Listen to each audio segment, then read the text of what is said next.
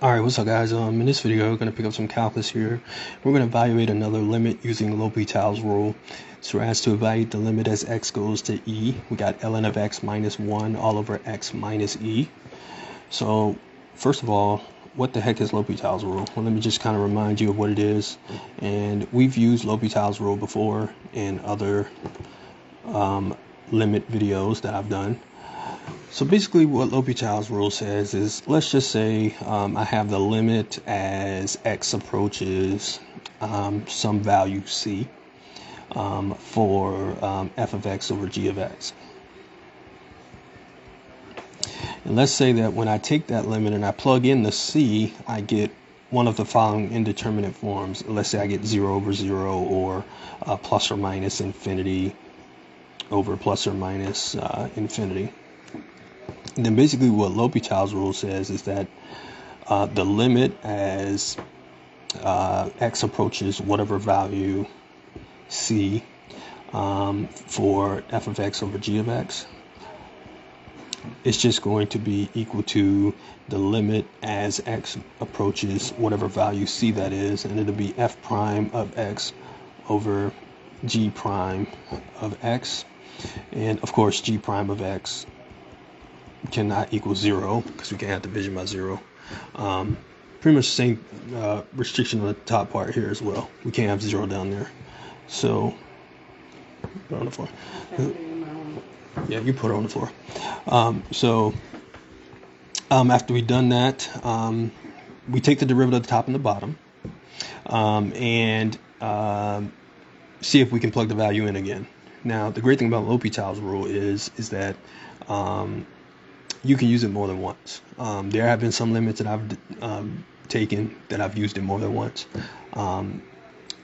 Usually, and obviously every problem is different, you're probably not going to use it too many times. There have been cases where I've used it at least 2 or 3 times, but eventually it'll get down to a point where you'll get something.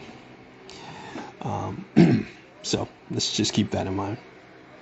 Also keep in mind that there's a difference between a limit does not exist in an indeterminate form. There's actually 7 types of indeterminate forms, but the ones that you are required to get in order to use the L'Hopital's rule is one of these 2.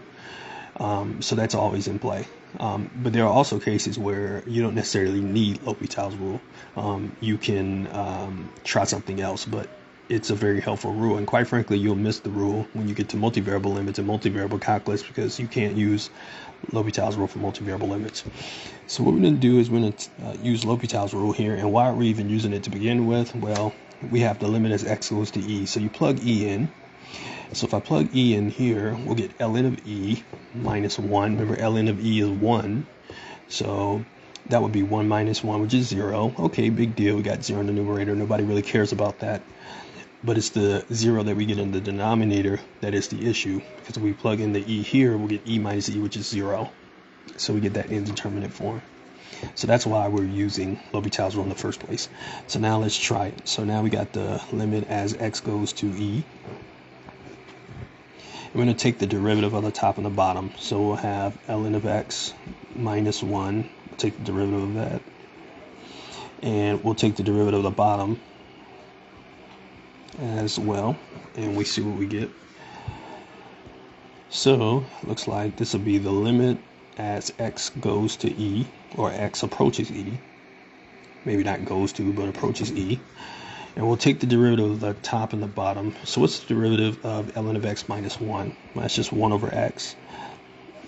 And what's the derivative of x minus e? Well, that's just 1.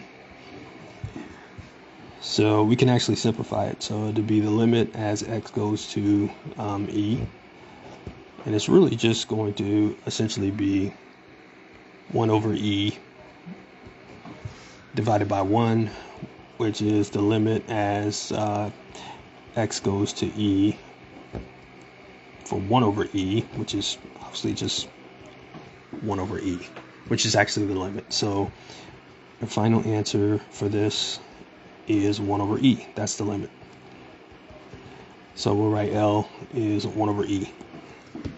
which is just a number. Plug it in your calculator, see what it is. All right, so that's how you do it.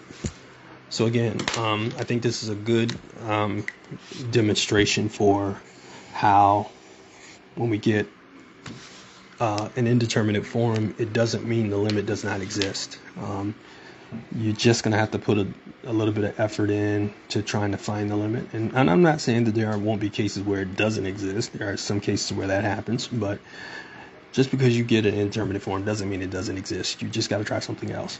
And also keep in mind, in this particular video, we were talking about L'Hopital's rule. So, these are the two forms that you need to have before you can use the rule. But again, there are other indeterminate forms, but you just want to focus more on this one in this video. Okay, so that's L'Hopital's rule. So hopefully everything made sense. Let me know if you have any questions, and I will see y'all next time.